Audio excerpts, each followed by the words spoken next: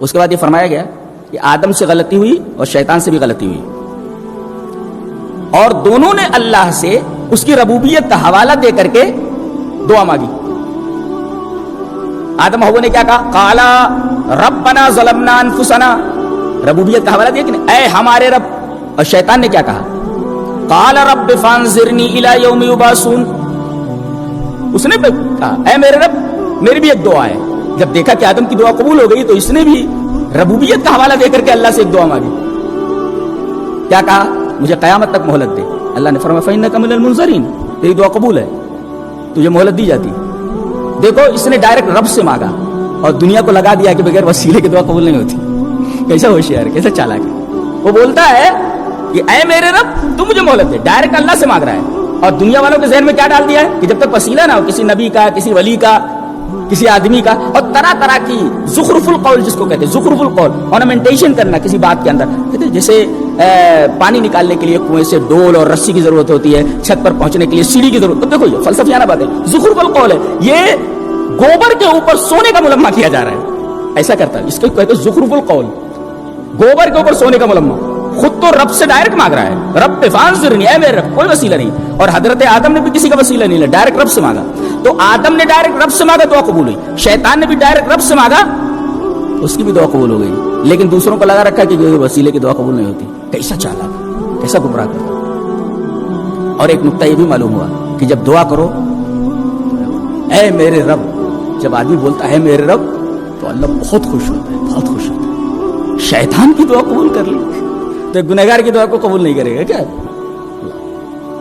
شیطان کی دعا قبول کر لی، اس نے ربوبیت کا حوالہ دیا، قال رب فانظرنی قال فإنک من المنظرین، یہ دعا قبول کی جاتی ہے۔ تو اگر شیطان ربوبیت کا حوالہ دے کر کے اپنی دعا قبول کروا سکتا ہے تو کیا ہم ڈائریکٹ رب سے مانگ کر اپنی دعا کے لیے؟ آپ دیکھیے تمام نبیوں نے ربنا کہہ کر ہی دعا مانگی، ربوبیت کا حوالہ دے کر، اور ہر ایک کی دعا قبول ہوئی۔ بیمار تھے حضرت ایوب علیہ السلام، رب انی مسنی الضر، نوح علیہ السلام رب لا تذر علی الارض وغیرہ، رب انی مغلوب فانتصر۔ تمام نبیوں کی دعا دیکھ لیجیے رب سے شروع ہوتی ہے، اے میرے رب، اس کا مطلب کچھ نہ کچھ بات ضرور ہے، اے میرے رب۔ جب بندہ کہتا ہے اے میرے رب تو اس کی رحمت جھوم جاتی ہے۔ ماں کیا مانگتا ہے؟ بولتا دے دیتا ہوں۔ وہ انسان کی طرح تھوڑی ہے، وہ تو اپنی شان کے مطابق دیتا ہے، رب ہے، رب ہے وہ۔ السلام علیکم ورحمۃ اللہ وبرکاتہ، حامد و مصلیہ و مسلمہ وبعد۔ سامعین اور ناظرین، سامعات اور ناظرات، ابھی آپ نے اس کلپ میں سنا، غالباً اس کا نام جلال الدین قاسمی ہے، یہ اہل حدیث کا بہت بڑا پرچارک ہے، اپنے حلیے اور زاویے کے اعتبار سے تو قطعاً اسلامی اسکالر نہیں لگتا، ان کے انداز گفتگو سے تو خود بخود دہشت گردانہ نظریہ ٹپکتا ہے۔ بہرحال ہمیں اس سے مطلب نہیں ہے، ہمیں تو اسلامی اسکالر کالے گورے، اونچے نیچے، موٹے تگڑے جیسے بھی مل جائیں، اگر وہ ریئل میں عقیدہ رسالت کی اہمیت کے ساتھ توحید کا باب کھولتے ہیں تو ہم ان کے لیے اپنی زندگی نچھاور کرنے کو تیار ہیں۔ اللہ زندہ ہے تو انہیں ہدایت دے۔ میں دو بات پر آپ کی توجہ مبذول کرانا چاہتا ہوں۔ پہلی بات، یہ وسیلہ کے انکار پر پتہ نہیں کس کس کی کیسے انکار اور توہین کر بیٹھے۔ یہ خدا کی کتنی بڑی توہین ہے کہ لفظ ربے کو، ربنا کو اتنا مس یوز کیا ہے یا آپ کو مس گائیڈ کیا ہے کہ آپ غور کریں۔ حضرت آدم علیہ السلام کی خطائے اجتہادی کو معاذ اللہ ثم معاذ اللہ شیطان ملعون لعین مردود سے کمپیئر کیا کہ سیم تھی خطا، اور پھر اس کے بعد اللہ سے اس خطا کی معافی بھی مل گئی۔ مطلب کیا ہوا؟ دونوں کو ایکول، خطا میں بھی ایک اور معافی میں بھی ایک، معاذ اللہ رب العالمین۔ سب سے پہلے میں قرآن پاک سورہ الاعراف، اس سے پہلے بھی ایک بات کہہ دوں کہ قرآن کا ظاہر جو دکھتا ہے کوئی ضروری نہیں ہے کہ اس کا جو ظاہر معنی ہے وہی مراد ہو۔ اس کی چھوٹی سی مثال آپ کو دوں، سورہ احزاب کی آیت نمبر 56 جو آیت درود و سلام ہے، اس میں آپ دیکھیں تو صرف نبی پر درود اور سلام پڑھنے کی بات کہی گئی ہے۔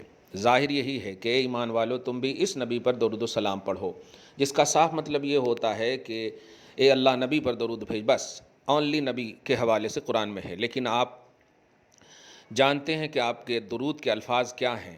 اللہم صلی علی محمد وعلی آل محمد کما صلیت علی ابراہیم وعلی آل ابراہیم۔ آپ درود ابراہیمی بھی جو نبی نے تلقین کی، یعنی درود نبی پر بھی بھیج، آل نبی پر بھی بھیج، اور ابراہیم پر بھیج، آل ابراہیم پر بھی بھیج۔ آپ دیکھیں تو قرآن کی کچھ آیتیں کیا بلکہ آیتیں ظاہر میں اس کا معنی بالکل دکھتا کہ یہی ہے، مگر اس کی حقیقت مصطفیٰ جان رحمت صلی اللہ علیہ وسلم کی خصوصی تفسیر اعلیٰ سے، تفسیر اعظم سے الگ معلوم ہوتی ہے۔ الگ سے مراد یعنی کچھ اور معلوم ہوتی ہے، وہ بھی قرآن ہی ہے۔ خیر، تو قرآن کے لفظ رب اور ربنا سے جو مغالطہ دیا گیا ہے وسیلے کے انکار پر، میں ایک اس مثال سے آپ کو ذہن کو قریب کرنا چاہ رہا ہوں کہ نہیں، لفظ کچھ ہوتا ہے، اگر اس کو اچھے استعمال کریں تو اس کا معنی کچھ اور ہوتا ہے، غلط استعمال کریں تو اس کا معنی کچھ اور ہوتا ہے۔ جیسے اگر آپ میرے لیے حضرت کا استعمال کریں تو میں اس کا معنی کچھ اور ہوگا، اور میں آپ کے لیے حضرت کا استعمال کروں تو اس کا معنی کچھ اور ہوگا۔ یعنی عوام کے لیے حضرت کچھ اور معنی میں ہے، اور مفتی، علماء، مشائخ کے لیے حضرت کچھ اور معنی میں ہے۔ خیر، آپ سمجھیں اس بات کو کہ لفظ ہوتا ہے لیکن اس کا معنی متعین ہوتا ہے قرینہ سے، مضاف الیہ سے، نسبت سے۔ اس تمہید کے بعد میں اب آؤں رب اور ربنا سے۔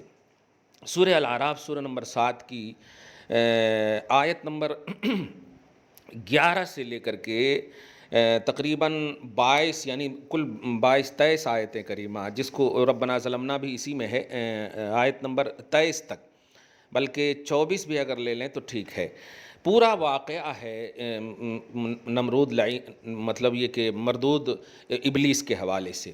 چنانچہ آپ دیکھیں، لقد خلقناکم ثم صورناکم ثم قلنا للملائکۃ اسجدوا، میں اس کی ترجمہ نہیں کر رہا ہوں، ترجمہ بھی نہیں، کہ اللہ پاک نے فرشتوں سے کہا کہ سجدہ کرو آدم کو، فسجدوا الا ابلیس، تو سبوں نے سجدہ کیا مگر ابلیس نے۔ اب آپ بتائیں کہ یہ یہیں پر سے، بلکہ آگے دیکھیں نا، لم یکن من الساجدین، سجدہ کرنے والوں میں سے وہ نہ ہوا۔ قال ما منعک الا تسجد اذ امرتک، اللہ نے فرمایا اے ابلیس، کس چیز نے تمہیں روکا اس بات سے کہ تم سجدہ نہ کرو جبکہ میں نے تمہیں حکم دیا؟ قال انا خیر منہ، تو ابلیس نے کہا میں آدم سے بہتر ہوں، خلقتنی من نار، جملے پہ غور کیجئے گا، تو نے مجھے خلق کیا، تو نے مجھے پیدا کیا نار سے۔ میں آپ کے ذہن کو ایک علمی نہیں بلکہ ایک آسان سے مفہوم کی طرف ذہن کو لانا چاہتا ہوں۔ خلقتنی من نار سے کیا عقیدہ ملا؟ ابلیس کا خود عقیدہ تھا کہ میرا خالق اللہ ہے، میرا خالق اللہ ہے۔ ربوبیت کے اقرار، ربوبیت کی بول کی وجہ سے وسیلے کے انکار پر بحث کرنے والا یہ قاسمی، یہ ذرا بتائے، خلقتنی ہے پہلے کہ تو نے مجھے خلق کیا، خالق کا عقیدہ تھا، پھر بھی کیا ہمارا آپ کا یا اہل توحید کا عقیدہ ہے کہ خالق کا عقیدہ رکھ لینے سے وہ مومن ہے، وہ جنتی ہے؟ خالق کا عقیدہ تھا اس بات کو، لیکن اگر یہی جملہ آدم کہے یا مومن کہے تو بہرحال اس کو مانا جائے گا، معتبر مانا جائے۔ تو خالق کا بھی عقیدہ رکھا تھا، رب کی عقیدے کی بات کر رہے ہیں۔ نبیوں سے، ولیوں سے اتنی بڑی دشمنی کہ خود کا ایمان چلا گیا ہاتھ سے۔ خیر، تو خلقتنی سے عقیدہ ملا کہ خالقیت کا بھی عقیدہ رکھتا تھا، خالقیت بھی رکھتا تھا کہ تو نے مجھے آگ سے پیدا کیا اور آدم کو مٹی سے پیدا کیا۔ خیر، ایک بات یہ۔ اس کے بعد اللہ پاک نے فرمایا فخرج انک من الصاغرین، اسی آیت نمبر 13 میں ہے، نکل جا تو دھتکاروں میں، ذلیل میں سے ہے۔ دیکھیے گا، یہ نہیں فرمایا کہ تیری دعا قبول میں سے ہے۔ میں بتانے جا رہا ہوں کہ دوسری آیت یہاں پر مت لائیے گا کہ نہیں فرمایا ہے اس آیت میں، مثلا 23 میں دیکھیں گے، یا دوسری جگہ میں ہے اس بات کا ذکر، میں کر رہا ہوں، مگر سورہ اعراف کی اس آیت سے بھی آپ انکار نہیں کر سکتے۔ مطلب یہ ہوا کہ اس آیت کا مطلب ابتداءً آپ یہ دیکھیں کہ فخرج انک من الصاغرین، ابلیس کو کیا کہا گیا؟ نکل جا، دھتکار، ذلیلوں میں سے ہے، تو ذلیلوں میں سے ہے، صاغرین میں سے ہے۔ دیکھ رہے ہیں آپ، مقبولین نہیں کہا، اس کلپ میں کیا کہا جا رہا ہے کہ اس کی دعا قبول ہوئی، مطلب یہ کہ یہ مقبول بندہ ہو گیا، معاذ اللہ۔ رب سے کہا تو قبول ہو گئی، معاذ اللہ نہیں۔ اس کے بعد کہا کہ میں ذلیل تو ہوں، تو اب جو ہے قال رب نہیں ہے، دیکھیے قال انظرنی الی یوم یبعثون، سورہ اعراف میں آپ دیکھیں آیت نمبر 14 میں کہ مجھے مہلت دے، میری دعا قبول کرنے کا مجھے مہلت دے، باس بعد الموت تک کی، مگر اللہ پاک نے کیا کہا؟ قال انک من المنظرین، تجھے مہلت ہے لیکن بعض بعد الموت نہیں، الی یوم الوقت المعلوم. آپ دیکھیں گے سورہ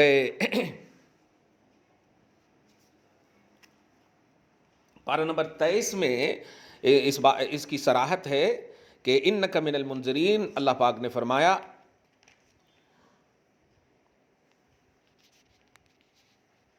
الی یوم الوقت المعلوم. سورہ صاد پارہ نمبر 23 کی آیت نمبر 81 میں الی یوم الوقت المعلوم. اور وہ کیا ہے؟ وہی جب سب مریں گے تو بھی مرے گا. یہ مطلب دھوکہ دینا چاہ رہا تھا، لیکن اللہ پاک تو جانتا ہے نا، کیونکہ یہ مردود بندہ، مقبول بندہ نہیں ہے. اس بات کو دھیان میں رکھیں. تو آپ سمجھ گئے ہوں گے کہ اس نے ابلیس کو معاذ اللہ معاذ اللہ معاذ اللہ مردود لعین کو ایک اللہ بلکہ اصل بشر، اصل انسانیت حضرت آدم علیہ نبینا علیہ الصلاۃ والسلام سے کمپیئر کیا. معاذ اللہ رب العالمین. آپ سمجھ سکتے ہیں کتنا بڑا ناخلف آدمی ہے یہ. خلف تو یہ ہوگا کہ اپنے باپ کی عزت و ناموس کے لیے ایک مردود سے کمپیئر کر رہا. استغفر اللہ معاذ اللہ رب العالمین. خیر، تو آپ دیکھ لیں ہوں گے کہ ابلیس کا اسٹیٹس یہ ہے کہ وہ دھتکاروں میں سے ہے، اس کی دعا قبول نہیں. اور ربنا کہہ دینے سے کوئی مومن یا کوئی وہ دلیل نہیں بنے گی، یہ رب کہہ دینے سے دلیل نہیں بنے گی. ابو جہل نے تو واللہ واللہ کا لفظ، اللہ کا لفظ کہہ کر کے قسم، اہل عرب تو کھاتے ہی تھے، منافقین عرب تو کھاتے ہی تھے. بلکہ قرآن پاک میں من الناس من یقول آمنا باللہ وبالیوم الآخر وما هم بمؤمنین، کہتے تھے آمنا باللہ وبالیوم الآخر، مگر مانا گیا تو زبان سے کہنے سے نہیں ہوتا ہے. زبان نہیں ہے. اللہ کو اگر ماننے والا ہوتا، وہ اللہ کا مقبول بندہ ہوتا تو اللہ جو کہا. اسی لیے تو کہا کہ میں نے جب حکم دیا تو نے کیوں نہیں مانا؟ میں نے جب حکم دیا تو اللہ کا حکم نہ مان کر کے ہی وہ پہلے مردود ہو گیا. تو اب کمپیئر کرنا اس مردود بندے سے حضرت آدم علیہ نبی علیہ الصلوۃ والسلام کو، یہ بہت بڑی کفریہ بات ہے، یہ بہت بڑی توہین ہے. اور توحید کا یہ درس دینے والا خود توحید کے ہاتھ سے، بالکل توحید سے ہاتھ کو دھو لیا. اب ذرا اس دعا کے حوالے سے جو حضرت آدم علیہ السلام کی خطا کا لفظ بول کر کے ابلیس کی خطا سے جو کمپیئر کیا ہے، میں سب سے پہلے بول دوں بڑی اہم، جب یہ شروع میں آپ یہ بات سمجھ گئے ہیں کہ آیت قرآنی کی تفسیر اور توضیح جو ہے یہ حدیث رسول سے اور آرائے صحابہ تابعین سے، ائمہ مجتہدین سے ہی ہوں گی. ورنہ اگر ان حضرات کو نہیں مانیں گے تو اس جلال الدین قاسمی کو بھی کوئی نہیں ماننا چاہیے، اور ماننا ہی نہیں، کیونکہ توحید کا دامن چھوٹ جائے گا. اب ذرا دیکھیں، بڑی اہم کتاب سے ایک حوالہ دے رہا ہوں، حالانکہ میری پوری کتاب ہے وسیلہ پر، وسیلہ لینا توحید یا شرک ہے. پوری کتاب ہے ہماری الحمدللہ 64 پیج کی. اگر آپ چاہیں تو اس کو مطلب لے سکتے ہیں. میری کتاب یہ نکلی ہے الحمدللہ.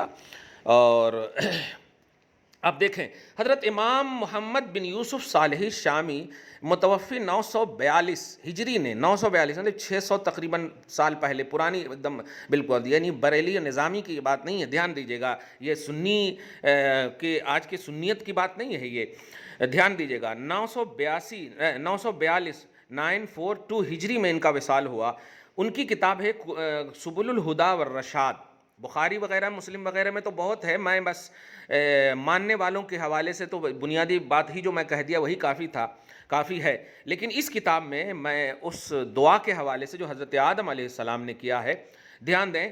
ان کی کتاب سبل الہدی والرشاد میں جلد اول صفحہ نمبر 86 پر ایک حدیث کو ذکر کیا ہے. اور اس حدیث کے حوالے سے محدث ابن جوزی، جس کو بہت زیادہ یہ اہل حدیث لوگ معتبر اور اوتھر مانتے ہیں، محدث ابن جوزی کے حوالے سے انہوں نے یہ بات کہی ہے کہ روى ابن الجوزی بسند جید لا باس بہ، یعنی ابن جوزی نے بھی جید سند کے ساتھ روایت کیا جس میں کوئی حرج نہیں ہے، یعنی اس روایت کو قبول کرنے میں کوئی حرج نہیں ہے. اب وہ روایت کیا ہے دیکھیں آپ. عربی کا لفظ تو ہے عن میسرہ رضی اللہ عنہ قالت یا رسول اللہ متی کنت نبیا قال الی آخری حدیث. روایت ہے حضرت میسرہ سے، وہ فرماتے ہیں کہ میں نے عرض کیا یا رسول اللہ صلی اللہ تعالی علیہ وآلہ وسلم، آپ کب سے نبی ہیں؟ متی کنت نبیا. دھیان دیجیے گا، نبی اکرم صلی اللہ علیہ وسلم نے ارشاد فرمایا جب اللہ تعالیٰ نے زمین کو پیدا فرمایا اور آسمانوں کا قصد کیا تو انہیں 7 آسمان استوار کیا، یعنی آسمانوں کو قصد کیا، اور عرش کو پیدا کیا تو عرش کے پایوں پر لکھا محمد الرسول اللہ خاتم الانبیاء، اور جنت کو پیدا فرمایا، اس میں آدم و حوا علیہ السلام کو ٹھہرایا، اور ہمارا نام اس وقت پتوں، دروازوں، قبوں، خیموں پر لکھا جبکہ ابھی آدم علیہ السلام روح اور جسم کے درمیان تھے۔ تو اللہ تعالیٰ نے جب انہیں زندگی عطا کی تو انہوں نے عرش کی طرف نظر کی تو انہیں ہمارا نام دکھائی دیا۔ اللہ تعالیٰ نے انہیں خبر دی کہ یہ تمہاری اولاد کے سربراہ ہیں۔ پھر جب شیطان نے جملے پہ غور کیجئے گا، پھر شیطان نے حضرت آدم و حوا کو پھسلایا، غیر ارادی لغزش، تو ان دونوں نے توبہ کی۔ دھیان دیجئے گا، الفاظ ابھی بھی وہی کہوں، قال ربنا ظلمنا انفسنا، بالکل وہی ہے، توبہ کی ان الفاظ سے، اور اللہ تعالیٰ کی بارگاہ میں ہمارے نام کا وسیلہ پیش کیا۔ عربی کا لفظ ہے وَاسْتَشْفَعَا بِاسْمِی إِلَیْهِ، کہ ان دونوں نے وسیلہ لیا، شفاعت کے طور پر پیش کیا، ضامن کے طور پر پیش کیا میرے نام کو اللہ کی بارگاہ میں۔ مطلب دعا ربنا ہی سے ہے، لیکن اس ربنا میں اس اللہ کے مقبول بندے میں نے حضرت آدم علیہ السلام کا وسیلہ پیش کیا، حضرت محمد الرسول اللہ صلی اللہ علیہ وسلم کے نام مبارک کا وسیلہ پیش کیا۔ بہرحال وسیلہ کے حوالے سے تو بہت زیادہ باتیں ہو چکی ہیں، الحمدللہ آپ صرف لفظ وسیلہ ماریں گے تو سنی کی بہت ساری باتیں آ جائیں گی۔ اس نے جو توہین کی حضرت آدم علیہ السلام کی شان میں کہ ان کی خطا اجتہادی کو اور مردود ابلیس کی خطا اجتہادی کو ایکول کہا، اور قرآن پاک کی غلط ترجمانی کی کہ لفظ ربنا سے نبیوں کے حوالے سے کہ رب رب رب سب کر رہے ہیں، انہیں یہ نہیں معلوم کہ دعا کی قبولیت کے لیے اخلاص اور للہیت اور مقبولیت شرط ہے، مردودیت نہیں، اور ابلیس مردود ہے، اس کی دعا قبول نہیں ہوئی تھی، اسے مہلت دی گئی تھی۔ آدم علیہ السلام مقبول بندے ہیں، اور اس مقبول بندے کے وسیلے میں محمد عربی صلی اللہ علیہ وسلم کے نام مبارک کا وسیلہ تھا، اس لیے بھی ان کی ذات بھی مقبول تھی اور ان کے وسیلے بھی مقبول تھے۔ یہ ہے وسیلہ کا کانسیپٹ۔ اللہ کی بارگاہ میں کیسے بھی بندہ دعا کرے، اخلاص اور للہیت ہو اور محبوب بندوں کا وسیلہ ہو تو وہ دعا بہرحال قبول ہوتی ہے۔